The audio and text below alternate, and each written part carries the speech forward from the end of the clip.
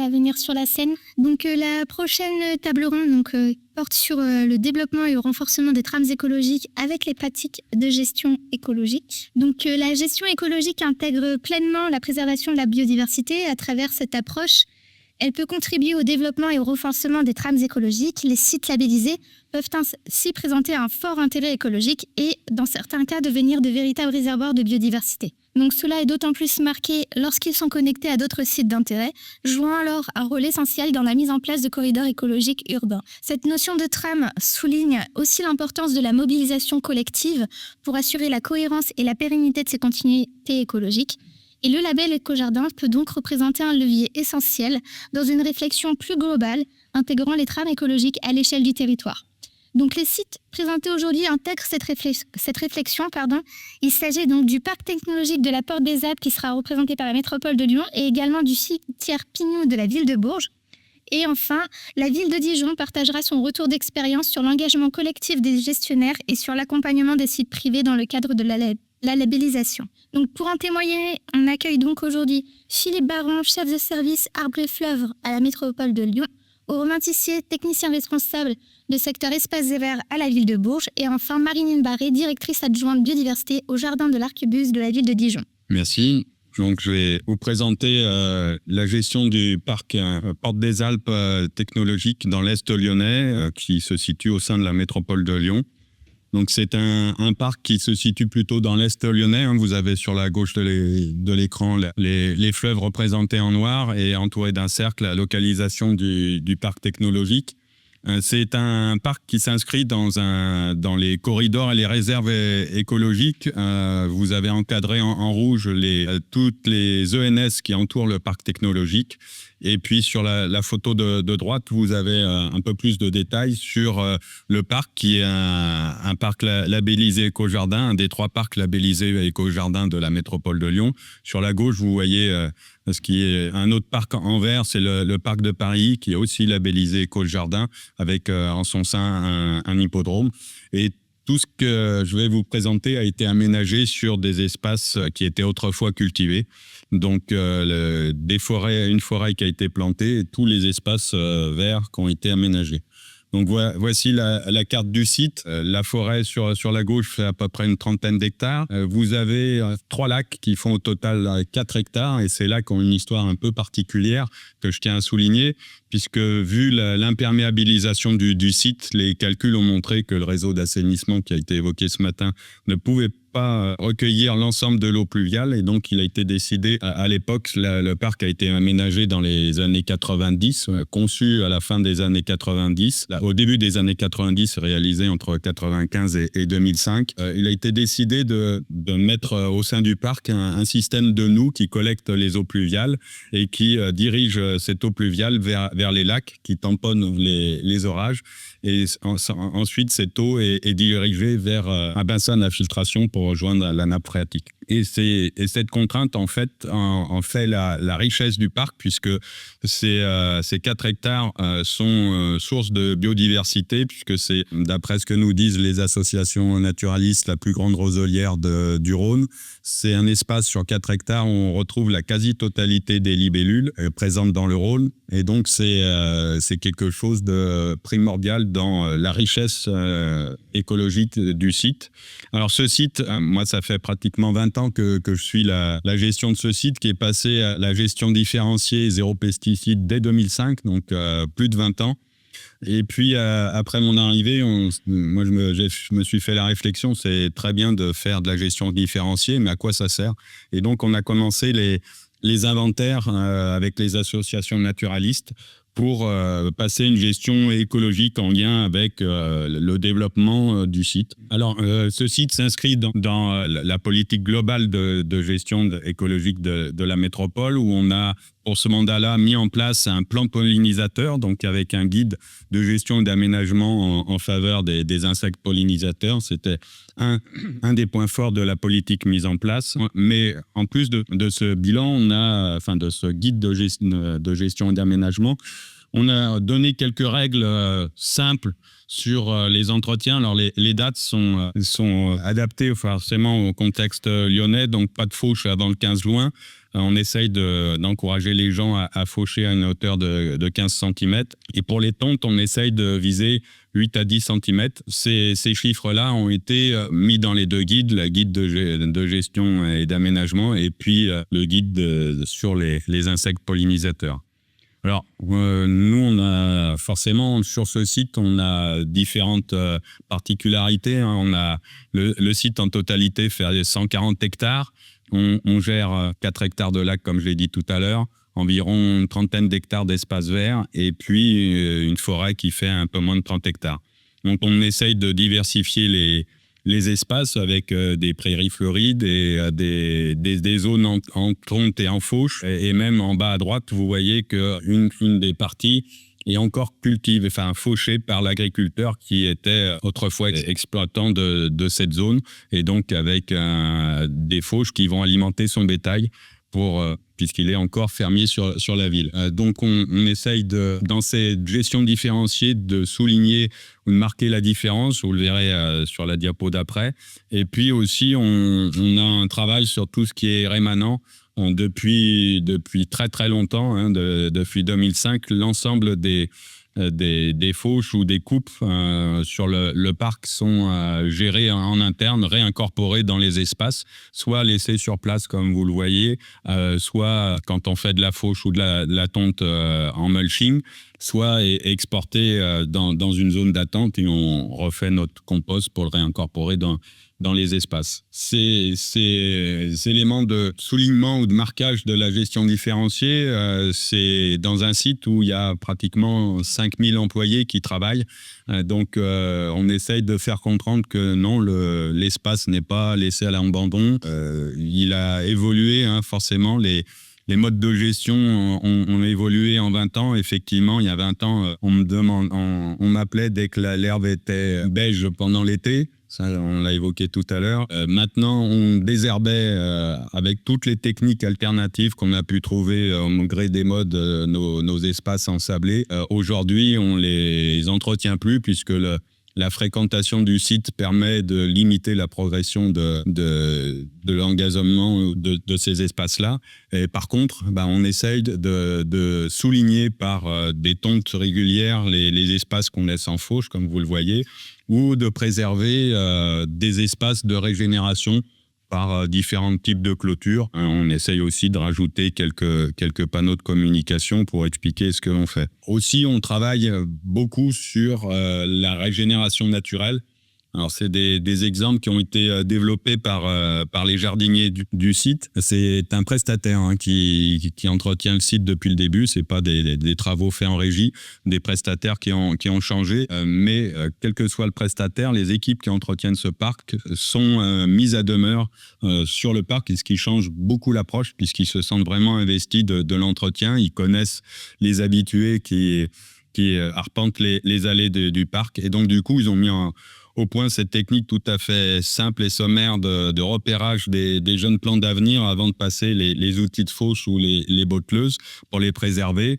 Quand on peut et quand la sécurité des passants nous le permet, on laisse des troncs en place pour permettre au pic de venir taper dans ces bois. Vous voyez que c'est des bouleaux, donc lors de l'aménagement du parc et la conception du parc au début des années 90, il a été fait le choix d'avoir des essences pionnières et qui poussent rapidement. Et bien sûr, 25 ans après, 30 ans après, ces espèces pionnières, notamment le bouleau à Lyon avec les épisodes de sécheresse et de chaleur, n'est plus du tout dans son ère de développement. Donc, on a quelques remplacements à faire. Et les remplacements, on essaye plusieurs techniques. Alors, il y en a qui fonctionnent très bien. On a, sur ce parc-là, il y avait encore des zones qui étaient prévues pour la construction de bâtiments. Et comme on n'avait pas de date réelle de démarrage des travaux, de savoir si la parcelle a été construite ou pas, on a décidé d'arrêter tout bêtement l'entretien puisqu'on faisait une fauche On faisait 2 fauches par an à l'époque et on a simplement entretenu le pourtour de la parcelle avec, en faisant un cheminement pas très rectiligne pour pouvoir se promener dedans. Et là, ça fait 7 ans qu'on a arrêté l'entretien et forcément, la nature a repris ses droits. Les arbustes et les arbres ont repris vigueur et on voit bien que ce que la nature fait naturellement, la main de l'homme a de la peine à limiter, puisque les arbres qu'on a replantés, on a des étés très secs et très chauds à Lyon. On dépasse les 40 degrés l'été, avec des périodes de sécheresse assez intenses. Les arbres qu'on plante, malgré l'arrosage que l'on fait, ont du mal à résister. Et puis, je vous parlais d'un entretien écologique. Tous les suivis que l'on fait nous permettent de modifier chaque année. On a une réunion avec les associations naturalistes et les gestionnaires du parc pour pouvoir adapter nos gestions à l'évolution de la faune et de la flore et à la fréquentation. Et puis, on a développé un système de mares. La première a été faite pour drainer le passage qui était sur la gauche. On a drainé ce chemin au sein de la forêt. Comme on n'avait pas d'exutoire, on a créé une mare. Vous voyez, c'est pour ça que vous voyez un petit tuyau sortir en PVC pour drainer l'eau de ce chemin vers une mare. Et puis, on a fait des chantiers de création de mares, une quinzaine de mares sur l'ensemble du site, répartis sur le site pour donner des endroits de développement et de reproduction aux amphibiens. Malgré tout ce que l'on fait et tous les suivis on a des suivis, vous le voyez, depuis 2011 sur les oiseaux qu'on fait chaque année. Le site, maintenant, aussi a vu des constructions de rattrapés. L'Est lyonnais est une zone d'expansion et d'urbanisation. Il y a 25 ans en arrière, il y avait encore quelques réserves foncières ou de friches. Là, maintenant, le parc technologique est vraiment un îlot et on voit bien, et ce qu'on constate au niveau national, on constate localement, c'est qu'on a une diminution du nombre d'espèces et de quantité d'oiseaux sur le parc. Donc, on fait beaucoup d'efforts, mais on ne peut pas lutter contre l'évolution qu'on constate nationalement. Voilà, rapidement, la présentation du parc technologique. Merci beaucoup. Bonjour à tous, merci pour l'invitation. Je vais vous présenter en première partie un peu la labellisation de ce cimetière et puis un peu comment il se connecte avec la ville et le reste de l'agglomération. Et il est intéressant sur le fait qu'en fait il est en périphérie de ville pour commencer et il se connecte finalement avec la ville et l'extérieur de la ville qui est un milieu, si vous connaissez le Berry, milieu rural, très agricole, où forcément on a un paysage qui est très morcelé, où on trouve plus beaucoup de haies, et donc il y a un vrai enjeu à terme. Donc pour contextualiser un peu les choses, notamment déjà sur la ville de Bourges, on a un engagement zéro phyto dès 2005 avec la mise en place de la gestion différenciée sur l'ensemble de Bourges. Pour ce qui concerne les cimetières, on a décidé d'intégrer le zéro phyto à partir de 2011. Et pour accélérer le processus, à partir de 2014, on a eu un plan d'enherbement complet des allées et de tous les cimetières qui sont au nombre de 6 sur la ville. Je vais vous détailler un peu la composition paysagère. Donc c'est un cimetière qui est des années 2000, donc plutôt récent. La périphérie du site est globalement composée d'une strate arborée et puis d'arbres d'alignement dans les allées centrales et les circulations. Donc c'est des allées très larges, en bitume. Donc là aussi, il y aura sûrement un enjeu dans les années à venir sur comment on considère les circulations dans un cimetière récent et peut-être revenir à des choses beaucoup plus simples comme on peut retrouver dans des cimetières des années 1900 ou 1800 où l'accès à la voiture était inexistant, voire. Après, les structures aussi avec pas mal de strates, une strate arbustive, donc des haies régulières, monospécifiques, une taille très architecturée qui accompagne les allées. C'est la photo que vous voyez en bas à droite. Donc, tout à fait dans l'esprit et dans l'image des années 80 jusqu'au début des années 2000, avant qu'on change un peu de paradigme et puis de façon de végétaliser. De strates herbacées, donc de grandes prairies calcicoles qui sont gérées en fauche, et puis après de pelouses. Donc les pelouses, c'est tout ce qui concerne les allées et puis les espaces qui sont laissés libres pour les futures concessions. Donc le processus de labellisation, donc on a commencé par réfléchir déjà sur la gestion des eaux pluviales, parce que c'est alimenté exclusivement par des bornes fontaines. On est tributaire des arrêtés cas de sécheresse depuis plusieurs années sur le Berry, comme dans le Lyonnais. Donc, il a fallu qu'on réfléchisse un petit peu à l'usage de l'eau. Donc, tous les cimetières sont équipés depuis janvier 2026 de récupérateurs d'eau à destination des usagers, mais aussi des services techniques. si nécessaire pour pouvoir arroser. On a installé du tri sélectif dans 3 cimetières pour l'instant, on essaie sur 6. Donc le but, en fait, on ne se rendait pas compte forcément, mais la génération de déchets est colossale dans un cimetière, de déchets verts, même des déchets plastiques, peau. Et donc finalement, tout était mis directement dans le bac noir classique. Pour l'instant, on a 1 an et demi de retour d'expérience. C'est plutôt probant. Donc, on a été un petit peu plus loin. Et on a mis en place une aire de compostage directement sur le cimetière avec une association locale. Et donc, on récupère tous les déchets verts du cimetière et des 2 autres cimetières et on les valorise directement sur ce site de compostage et on le réutilise, nous, dans nos espaces verts. Donc, une gestion différenciée plutôt vertueuse et écologique et affirmée.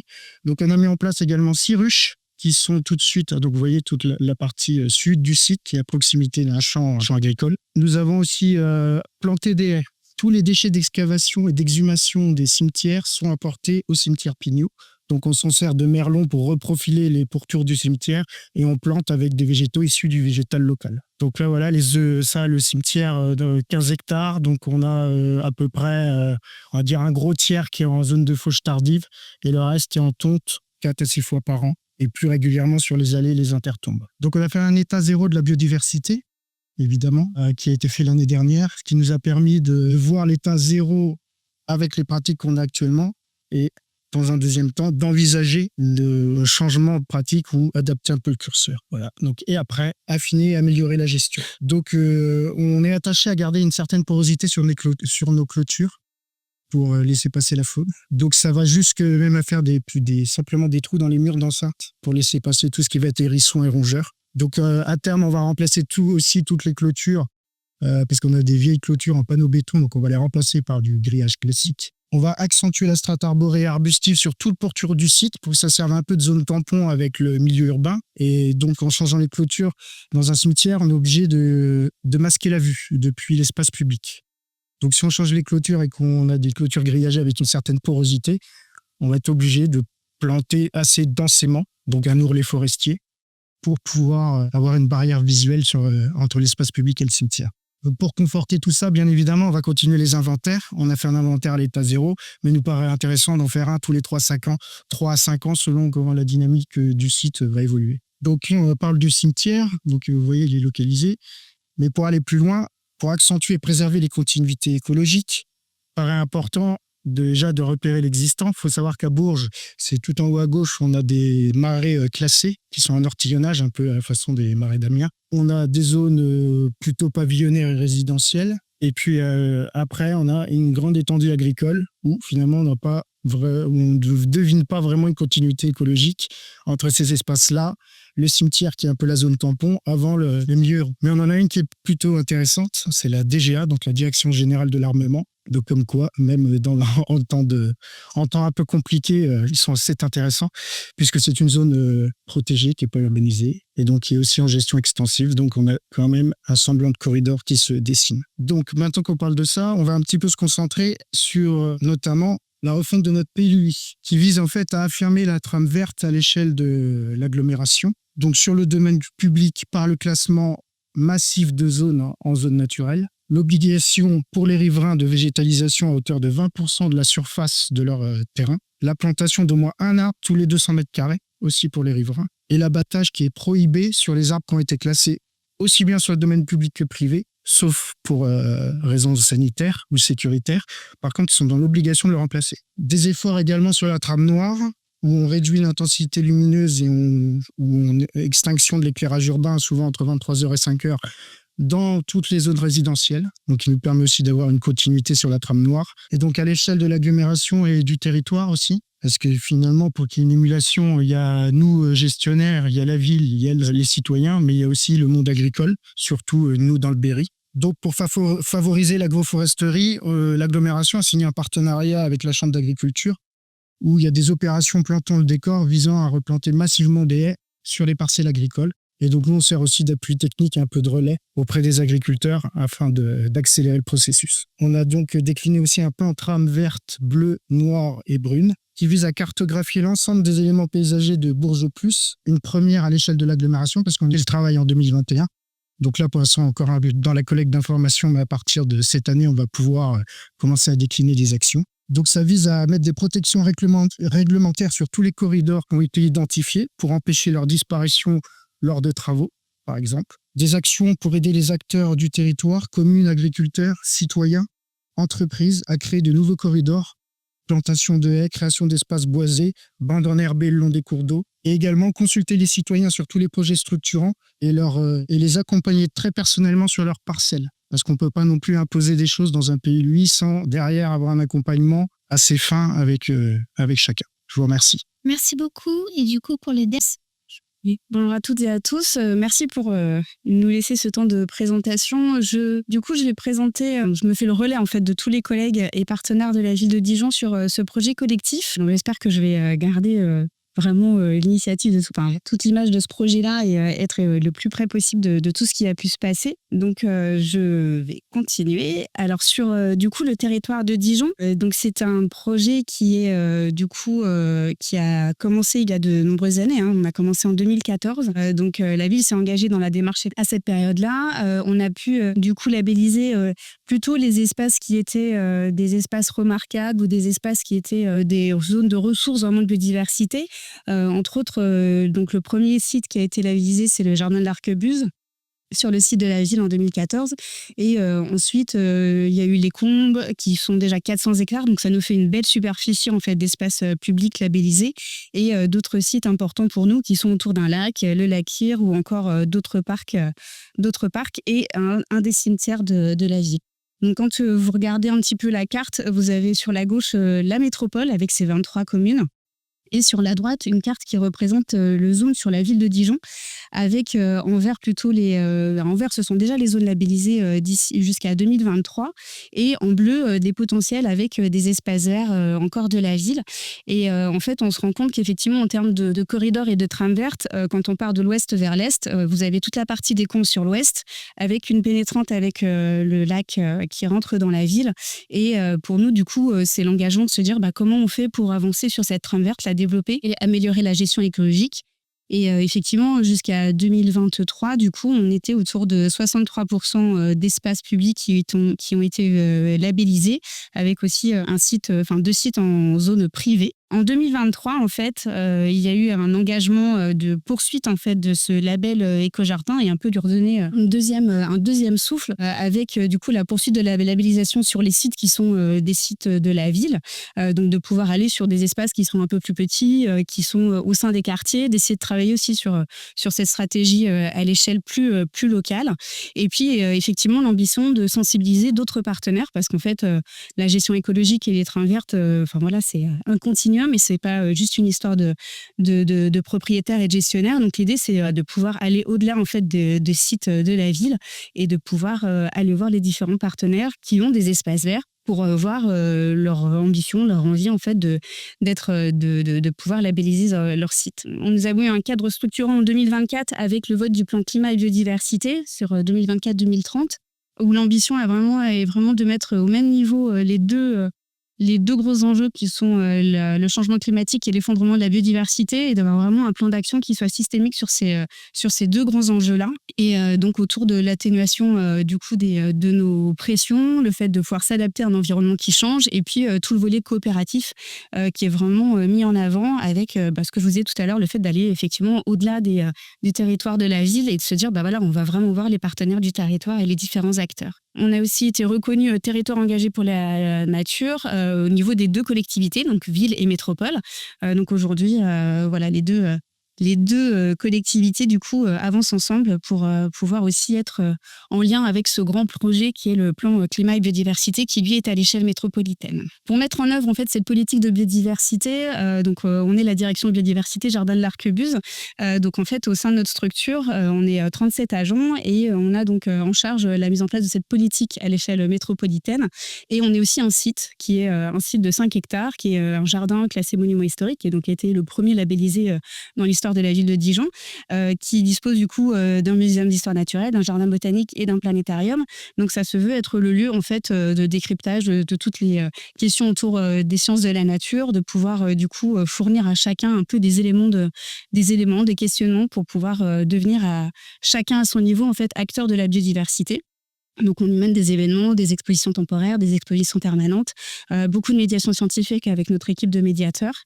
Et on dispose aussi au sein, du coup, avec notre partie plutôt muséum, du coup, de compétences en interne en termes de connaissance de la biodiversité, du coup, d'inventaire, de suivi, pour essayer de mieux comprendre en fait tout notre territoire et de pouvoir créer du coup des données qui soient vraiment des données valorisables pour les uns et les autres et que ça reste pas des données biodiversité pour la biodiversité, mais vraiment que ça serve aux différentes directions qui soient au sein de la collectivité et aussi aux acteurs du territoire. Et donc, dans nos missions aussi, il y a bien sûr le côté facilitation, accompagnement en fait, des différents acteurs pour faire en sorte que la biodiversité soit prise à sa bonne échelle, au bon moment dans les différents projets et qu'on puisse du coup apporter des actions auprès des différents acteurs, qui soient habitants ou autres structures. Donc là, je vous présente les trois premières structures avec lesquelles on a pu collaborer, accompagner, qui se sont engagées dans la démarche à partir de 2023 ou 2024. Donc tout d'abord le cimetière métropolitain. Donc je remercie aussi les collègues qui sont présents ici aujourd'hui et ceux qui nous écoutent en visioconférence de tout ce groupe projet. Donc le cimetière métropolitain, donc c'est 8 hectares au niveau de la collectivité, qui lui se trouve vraiment sur la partie de la ville et du coup qui a vraiment tout un lien avec son suivi de corridor, comme je vous ai tout à l'heure, de l'ouest à l'est, où quand on part sur l'est, du coup on est plutôt dans les zones agricoles et ensuite la plaine de Saône. Donc nous, il y a vraiment aussi un intérêt de voir en fait les lieux stratégiques sur lesquels il est important de développer cette gestion écologique et d'apporter ce label. Donc là, les premiers collègues au niveau du cimetière, on a travaillé aussi avec le bailleur social Grand Dijon Habitat. Donc nous, on trouvait que c'était très intéressant aussi d'avoir ce partenaire, parce que derrière, c'est aussi une possibilité, même si aujourd'hui, il y a 2 sites effectivement qui ont été labellisés cette année de quelques milliers d'hectares, mais ils ont un potentiel derrière avec tous les logements. Donc il y a 400 sites potentiels de labellisation en fait dans leur projet. Donc c'est aussi un moyen de développer les espaces et de démultiplier en fait cette gestion écologique sur le territoire. Donc pour nous, c'est un partenaire très important. Et puis le jardin de la Banque de France, qui du coup au niveau de la Banque de France, il y a des ambitions en termes de politique biodiversité à l'échelle nationale, et puis au niveau de la succursale régionale, la chance d'avoir ce jardin vraiment au cœur de ville, qui donne vraiment accès sur les rues piétonnes en fait de la ville, mais qui du coup n'est pas accessible en journée vraiment dans cet espace, mais par contre les gens, les habitants, les riverains peuvent vraiment profiter de cet espace-là dans leur balade au sein de la ville qui est beaucoup plus urbaine. Je vais vous présenter plus particulièrement donc le projet partenarial qu'on a développé aussi, sur lequel on a travaillé. Donc du coup on était 6 structures, donc entre l'Université Bourgogne-Europe, le Crous, l'Institut Agro et puis Vive et Métropole de Dijon. Donc en fait l'idée était de se dire on a nous un espace ville et métropole qui en tout fait 6 hectares, un petit peu plus de 6 hectares. Et on sait qu'autour de cet espace-là, il y a vraiment un grand espace de nature avec la zone du Crous, de l'université. Donc on arrive en tout à 85 hectares. Et du coup, c'était l'opportunité d'aller voir ces différents partenaires avec lesquels la ville et la métropole travaillent déjà sur d'autres projets, mais de venir les voir sur la thématique de la gestion écologique et de voir avec eux si du coup ils étaient intéressés pour s'engager dans la démarche. Donc c'est bien sûr un premier temps en fait de sensibilisation, de présentation en fait du projet, et puis aussi en lien entre les élus et les dirigeants des structures, de pouvoir avoir du coup l'aval de travailler tous ensemble. Donc effectivement tout s'est passé, la présentation a donné lieu en fait à la suite de ce projet-là, et ensuite dans l'organisation même, ça a été de définir dans chaque structure un référent. Généralement ces référents sont de missions ou de postes différents. Vous avez souvent des personnes qui soit en développement durable, en tout ce qui est RSE, vous avez des publics qui sont vraiment différents en termes d'acteurs pour créer ce collectif, et puis ensuite c'était d'organiser tout ce temps de travail, de se donner un peu un timing, parce qu'on sait que quand on est à plusieurs, il faut trouver le temps de l'organisation pour pouvoir se retrouver tous ensemble. Ça a été aussi le temps de décortiquer un peu cette grille, qui au départ, quand on la regarde avec tous ces critères et toutes les questions, ça peut aussi prendre peur pour des gens dont c'est pas le métier à la base, donc il faut aussi avoir tout ce temps de sensibilisation, d'acculturation sur sur toute cette thématique-là, et puis d'encouragement aussi, parce que on se dit que plus fort avec cette initiative collective, on est aussi plus fort pour pouvoir échanger tous ensemble. Il y a eu la question déjà des critères essentiels, de dire est-ce qu'on se lance ou pas, mais ça c'est toutes les questions que vous posez aussi avant de vous engager dans le label. Et puis la question aussi de la typologie des espaces verts, parce que selon les structures, du coup on n'était pas dans la même grille en fait d'évaluation, donc il a fallu aussi s'assurer avec l'appui de Plantécité qu'on était dans les bonnes cases et que chacun allait bien répondre dans le bon dossier avec la bonne typologie d'espace vert. On s'est organisé aussi sur le site en se disant en fait on est voisins, mais c'est pas pour ça qu'on se connaît vraiment tous bien, donc c'est aussi l'occasion que chacun invite à tour de rôle le collectif pour pouvoir aussi faire une visite du site. Donc ça nous a permis les uns et les autres d'avoir le même niveau d'information entre les différents espaces. Du coup on se dit qu'on connaît un peu mieux nos voisins, chacun présentait un peu sa gestion, les différents en fonction aussi des différents items de la grille, qui nous a permis aussi de nous structurer et d'organiser toutes nos réunions. Et ensuite, on s'est posé la question et maintenant, on est tous ensemble, comment on avance. Donc, on s'est dit que c'était peut-être plus intéressant, ça a été notre choix collectif, de dire on va fonctionner par grands items, en se disant en fait, une réunion, on va faire la partie sur les sols, une autre réunion, on va partir et parler sur la faune, la flore, une autre sur l'immobilier. On a pris les différents items de cette façon-là. Et ça nous a permis aussi, en fonction de ces thèmes, de pouvoir inviter du coup des personnes ressources complémentaires, parce qu'effectivement les collègues étaient le responsable, le référent chapeau, mais après effectivement chacun a besoin en fait des collègues pour pouvoir alimenter la grille, et ce qui a permis effectivement de collecter tous ces documents internes, et ça, il y a aussi le temps passé pour récupérer toutes les preuves en fait de ces documents, et de pouvoir récupérer aussi les liens avec les entreprises d'espace vert, parce qu'on était quasi tous avec des prestataires dans le cadre de marchés publics ou autres, mais il y a aussi tout ce travail de sensibilisation des entreprises qui pour nous est très important.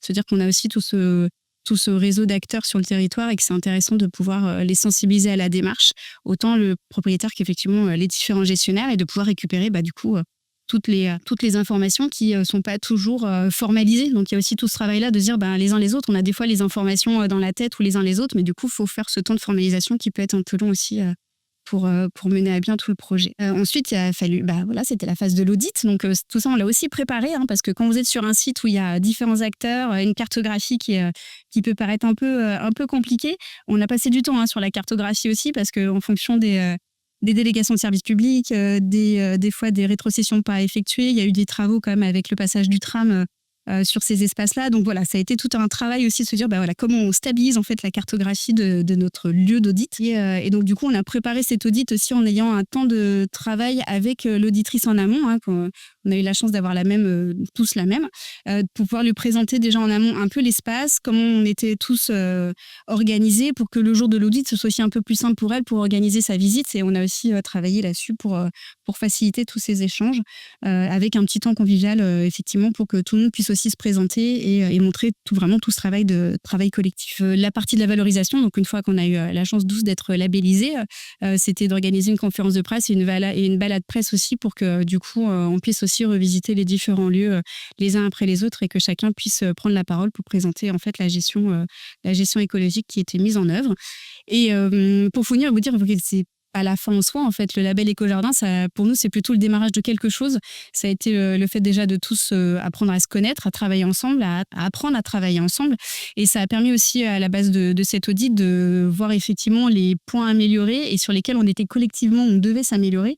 Et on a vraiment pointé le thème de la formation en disant que c'était vraiment quelque chose sur lesquels il fallait qu'on travaille. Et comme on a la chance d'être sur un site où il y a des instituts de recherche, où il y a des lieux d'enseignement, on s'est dit, on a les compétences sur ce site-là, donc profitons-en et mettons en œuvre une session ou un cycle de formation sur 2026. Donc là, on est parti sur la biodiversité des sols, où l'idée, c'est vraiment de présenter du coup toute cette écologie autour des sols, et de pouvoir faire des temps de pratique, un temps de conférence au départ, et ensuite des temps de pratique pour les différents collectifs, en fait, et les mettre en pratique sur les lieux, et qu'on puisse à la fin avoir vraiment un temps de co-interprétation des résultats, parce que le tout, c'est pas juste de faire des données et faire de l'observation, c'est derrière de se poser des questions et de travailler ensemble sur tous ces questionnements, et qu'on puisse avancer tous ensemble. Voilà. Et des autres projets, mais je crois que je dois m'arrêter. Et j'avais juste fait un point avec les collègues en leur disant c'est quoi les points positifs et les points améliorés par rapport à toute cette démarche. Voilà, donc toute la partie valorisation. Moi, j'ai trouvé que c'était vraiment un projet très, très riche, de rencontrer des personnes qui n'étaient pas forcément dans le milieu, mais qui se sont engagées et qui ont été volontaires pour vraiment faire ce travail-là. et se dire que voilà, on va pouvoir continuer ensemble et que du coup, ça donne envie de faire encore d'autres projets, de continuer en fait dans cette démarche de coopération avec les différents partenaires du territoire. Voilà, je vous remercie. Merci beaucoup. Est-ce qu'il y a des questions dans la salle? Oui. Est-ce que ça a engagé des réflexions pour encourager des techniques d'inhumation plus écologiques, par exemple de la pleine terre? Est-ce que c'est une de vos pistes de réflexion ou ça a déjà été entamé? Voilà, c'était une de mes questions. Donc oui, c'est une piste de réflexion qu'on n'a pas encore engagée, on l'a dans la tête. En fait, on est en train de revoir en interne déjà notre règlement intérieur sur les cimetières. Et donc, à partir de là, effectivement, on va préconiser des pratiques plus vertueuses et plus écologiques qui concernent les exhumations et puis les enterrements. Effectivement. À nouveau, Monsieur Pavy, on voit clairement qu'on est dans un changement de paradigme sur la notion de la ville, où avant, les espaces verts, le végétal étaient relayés plus à la notion d'agrément. Là, on voit bien le tournant avec notamment le label éco-jardin, où on intègre vraiment tout ce qui est biodiversité, donc à la fois le végétal, les animaux, etc. Je voulais savoir, moi, en phase de conception, comment vous réfléchissez les projets, notamment avec les diverses normes, tout ce qui est PMR, dans les cimetières, par exemple, l'accès avec les fauteuils roulants, l'importance des sols aussi pour tout ce qui est pompiers. Et puis, est-ce que vous avez un visu sur les nouvelles normes que vous mettez vis-à-vis des nouvelles constructions? Quand on parlait de 20% d'espace végétalisé, si on met un arbre, un chêne à 2 mètres d'une façade, forcément, dans le temps, c'est pas viable. Donc, comment vous avez un visu sur tout ça et comment vous travaillez en collaboration avec les divers services d'urbanisme? Donc, je vais déjà commencer à répondre à la première question sur les cimetières, sur l'accessibilité. Donc, pour l'instant, les accès PMR, ils sont maintenus avec des allées en enrobé ou des allées en grave qui sont carrossables. Et donc, la question sur les allées enherbées, la tonte rase peut permettre quand même à une personne à mobilité réduite de pouvoir y accéder. Alors, tout va dépendre évidemment des conditions météo. Mais globalement, une personne à mobilité réduite peut accéder au cimetière ou être proche des sépultures en véhicule. Ça pour la première question. Deuxième question sur comment on articule finalement au PLUI, comment on peut imposer et puis articuler un petit peu la végétalisation chez les privés. Effectivement, il y a les règles d'urbanisme courantes sur les plantations en partie privée, en limite de propriété et proche du bâti. Mais après ça, c'est nous gestionnaires et dans le cas du PLUI où on a finalement une charte de bonne conduite à destination des usagers, des palettes végétales qui sont préconisées. Et forcément, nous, services et également services de l'urbanisme, sommes en appui des riverains s'il y avait des questions ou des interrogations sur la végétalisation. D'autres questions? Moi, j'ai peut-être une petite question du coup. Je voulais savoir si du coup, sur les sites environnants, est-ce que vous avez inspiré d'autres sites à proximité des vôtres justement dans cet objectif de continuité écologique et également lorsque vous faites intervenir des prestataires, dans quelle mesure ils sont force de proposition dans cette réflexion de trame écologique, de gestion écologique? En fait, la richesse effectivement des entreprises d'espace vert, quand on a commencé la labellisation, on s'est rendu compte qu'effectivement, en fait, on avait à chaque fois des partenaires différents. Donc, ça permet vraiment de multiplier en fait ces échanges-là avec cette diversité d'acteurs. Et en fait, comme c'est une démarche d'amélioration et qu'on sait que dans 3 ans, il y a un renouvellement, dès le départ, en fait, dans le gros projet, en fait, l'entreprise d'Espace Vert est présente en fait aux réunions et elle suit aussi l'évolution de toute la dynamique pour le montage du projet et tout. Donc, elle se rend compte aussi du travail, enfin, de l'investissement de base et ensuite se dire, voilà, d'année en année, en fait, on a déjà capitalisé des choses et on ira de plus en plus loin. Et il y a aussi le fait que derrière, on est lié par des marchés publics, donc ils savent très bien que nous, on a aussi l'ambition de faire évoluer les critères et les cahiers des charges et que pour eux, c'est une valorisation aussi de se dire, on a été retenu aussi parce qu'on peut apporter des solutions de gestion écologique. Et effectivement, ils peuvent nous avoir, nous, en tant que clients, mais ils en ont plein d'autres. Et se dire en fait que ce qu'on peut faire nous dans ce sens-là, ça va pouvoir aussi du coup diffuser auprès d'autres structures en fait. Alors nous aussi on est très exigeant sur le cahier des charges pour sélectionner les entreprises. Mon service travaille uniquement avec des prestataires, donc on n'a pas d'entreprise en régie. Et comme je l'ai souligné, on voit toute la différence entre avoir une équipe en permanence sur site qui suit la vie du site au quotidien et des équipes qui interviennent ponctuellement pour faire un travail similaire mais ponctuellement sur différents sites. Donc ça, c'est la proximité qui fait que les jardiniers s'engagent plus, discutent plus avec avec les usagers du parc. Sur l'aspect sensibilisation et évolution des pratiques, on a essayé de proposer des visites entre midi et 2 aux personnes qui travaillaient dans les locaux qui sont au sein de ce parc. On a été malheureusement obligé d'abandonner l'idée parce qu'on avait parfois plus d'accompagnants que de visiteurs. Les gens s'inscrivaient et puis au dernier moment ne venaient pas sans prévenir. Donc voilà, on a laissé tomber. On a essayé aussi de réunir les prestataires. Alors peut-être trop en amont de la démarche, peut-être il y a trop longtemps, il faudrait peut-être refaire, mais lorsqu'on leur a expliqué notre démarche de transition de gestion des espaces, on a eu peu d'adhésion et on était toujours sur des gens qui arrosaient leur pelouse et la tondaient 12 fois par an, alors que nous, derrière la clôture, on était sur de la fauche.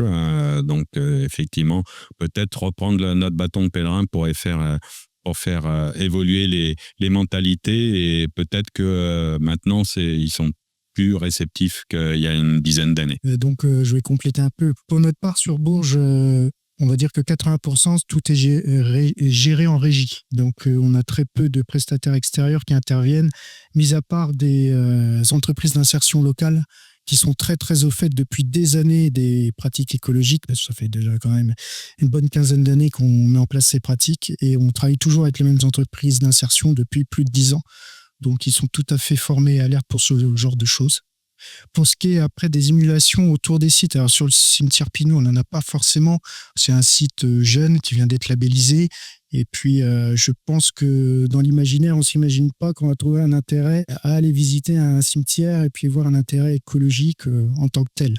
Donc, il y a peut-être eu un changement de paradigme à avoir par rapport à ça, effectivement, et éventuellement proposer des sorties. Ça sera peut-être un levier à développer prochainement.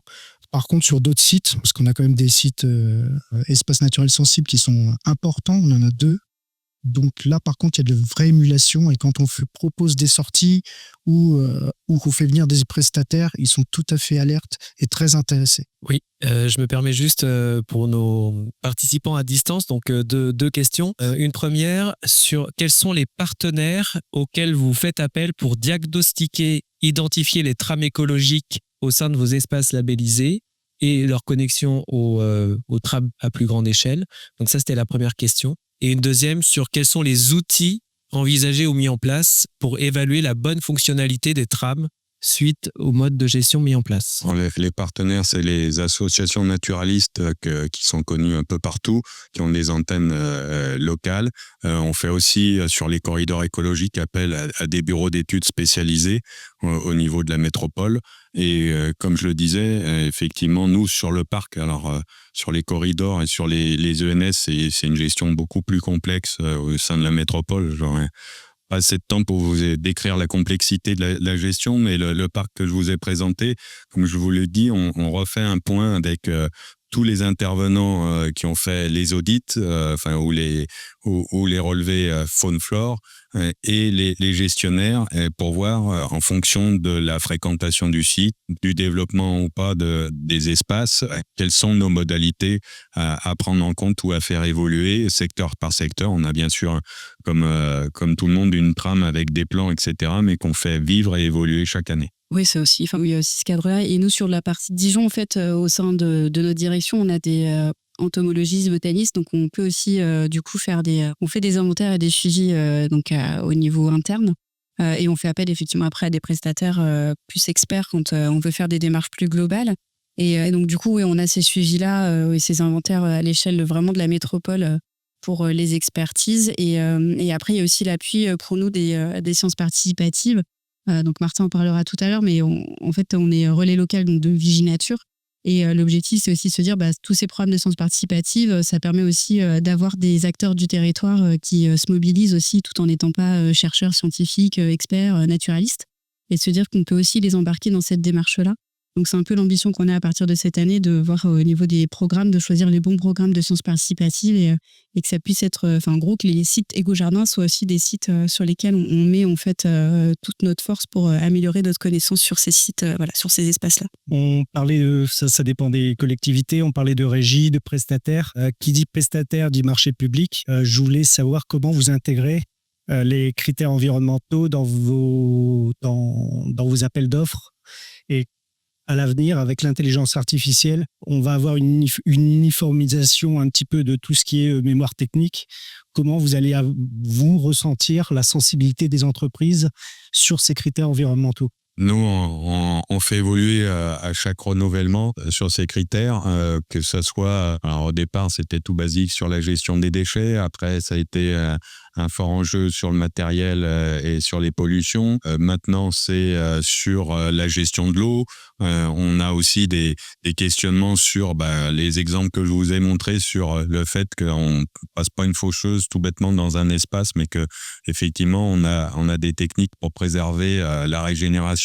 Tout ça, c'est le cahier des charges il y a 15 ans ou 20 ans, quand j'ai pris le site en gestion, et le cahier des charges qu'on va rédiger, puisqu'il faut renouveler le marché pour l'année prochaine, n'a rien à voir sur ces critères-là, et qui évolue chaque année chaque renouvellement, pas chaque année, puisque nous aussi, c'est des marchés de 4 ans, pour comprendre l'intérêt, l'engagement de l'entreprise sur le respect du site, et surtout aider au développement harmonieux de l'ensemble de la faune et de la flore qui est sur site. J'ai bien compris, mais aujourd'hui, si je vais sur ChatGPT, moi, je réponds à toutes vos questions et j'aurai les bonnes réponses. Pas forcément, parce que c'est un site qui est comme tous ceux qu'on a présentés. Je sais pas, chaque site a ses particularités.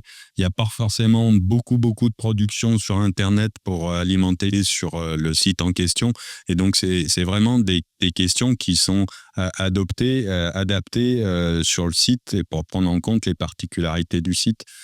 Effectivement, ce que je vous ai cité il y a 15 ans sur les normes de rejet des véhicules, effectivement, là, on est passé à autre chose, puisque on pense que c'est acquis, et c'est acquis, en tout cas pour les entreprises qui soumissionnent à nos marchés. Donc, tout l'intérêt pour nous, c'est justement de challenger à chaque fois les entreprises et de ne pas reconduire les questions qu'on a posées 4 ans auparavant. Il peut y avoir un levier qu'on a exploité sur certains marchés, pas sur tous. C'est sur la qualification professionnelle des prestataires. Donc, le prestataire, qu'est-ce qu'il a comme ouvrier, comme agent qualifié sur de la gestion d'espaces naturels. Et là, ça peut être un vrai levier. Merci.